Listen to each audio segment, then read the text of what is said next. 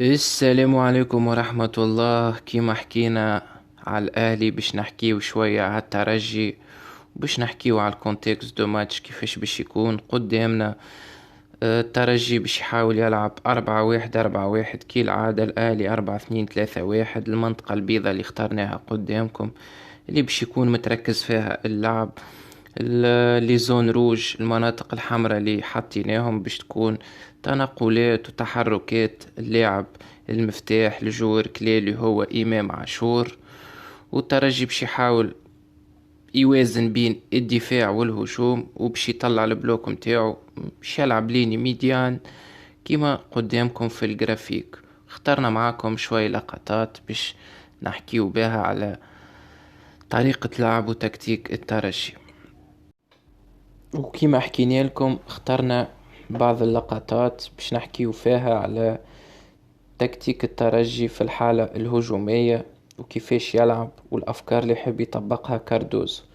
4-1 الكاردوزو على الورق، لكن في الحقيقة إيليا دروا وغوش ديما يحاولوا يقربوا من المهاجم ويعملوا دي تريونجولاسيون صغار، كيفرغ المساحة المهاجم اللي هو رودريغو رودريغيز ديما يخرج ويحاول يفرغ المساحة غاديكا يترماو لي دو زيليي. وفي بعض اللقطات زاد شفنا اللي واحد من متوسطي الميدان وحتى الظهير الأيمن ترماه في المنطقة هذيك.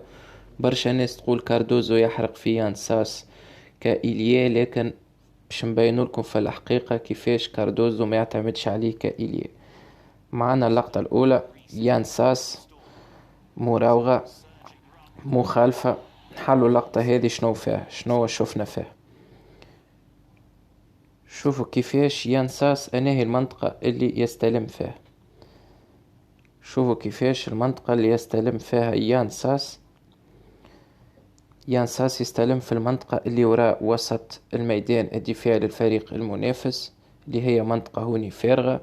وفي نفس الوقت عمل دورول وفرغ المساحة اللي في ظهر لارير لاتيرال متاع الفريق المنافس اللي رامي بوشنيبة اللي باش ينجم يمشي بها كان هو عداله تمريرة في الظهر. لكن ينساس أطنب في امتلاك الكرة وعملوا عليه مخالفة وعطلوا الهجمة كما نقولها. نكملوا مع بعضنا اللقطة كيفاش مخالفة. هذه أول لقطة بينت لنا كيفاش ينساس في الحقيقة في تفكير كاردوزو هو ما هواش لاعب إيليه. نشوفوا مع بعضنا اللقطة الأخرى اللي باش تبين لنا الكلام هذا. نكملوا مع بعضنا، نختاروا مع بعضنا اللقطة هذه.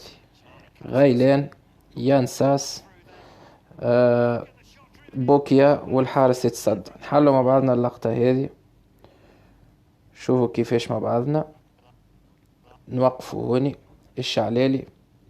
شوفوا يانساس وين متموقع قبل ما ياخذ الكرة. شوفوا مع بعضنا يانساس معانا. يانساس شوفوه وين كي العادة يستلم في المنطقة وراء خط وسط الميدان، بينو وسط الميدان والدفاع اللي هي تتسمى اونتر ليليني. ونشوفوه في لحظة واحدة كيفاش باش يلعب دور المهاجم الصريح باش يعمل اسيست، لكن بوكيا ما احسنش الاختيار. شوفوا المنطقة هذه الفارغة باش يترمى فيها يانساس كي لقى المنطقة فارغة اللي فرغها له رودريغو رودريغيز. كملوا مع بعضنا اللقطة. شوفوا كيفاش شعلالي يانساس بوكيا والحارس يتصد.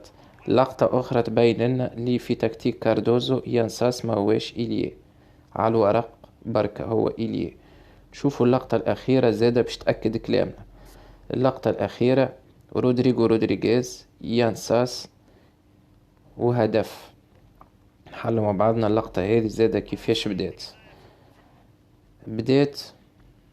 شوفوا مع بعضنا يستلم الكرة رودريغو قدامنا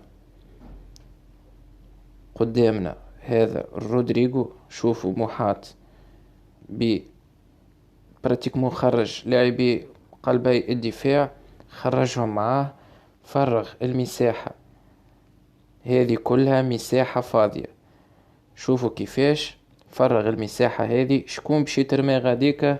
يان ساس اللي هو صانع الألعاب ولا لاعب 9.5 في تشكيلة الترجي، اللي برشا ناس يقولوا ليه إيديه وكاردوزو وغالط الحاسيلو. شوفوا كيفاش اللقطة هذه باش تكمل. يان ساس يحاول يرفع الكرة بالحارس، الحارس صد وهدف. شوفوا مع بعضنا لقطة أخرى زادة، وهي اللقطة الأخيرة كيفاش رودريغيز خرج قدامكم. رودريغيز شوفوا كيفاش خرج فرغ المنطقة. شكون باش يترمي في المنطقة هذه؟ شكون باش يحاول يمشي في منطقة الجزاء ويحاول يصنع الفارق؟ شوفوا كيفاش منطقة فارغة. رودريغو شوفوا وين. شوفوا بعضنا كيفاش باش تكمل اللقطة هذه. غايلين توزيعة في شكل تصويبة. رامي بوشنيبة حسام تقى في شكل مهاجمين صريحين، لكن الحارس يتصد. الحاسيل وكملنا معاكم شنو الفكر وطريقة اللعب متاع الترجي. ان شاء الله مربوحة. بخصوص نقاط الضعف، عنا فيها برشا كلام، لكن ان شاء الله بعد البارتي وان شاء الله اصلا ما نشوف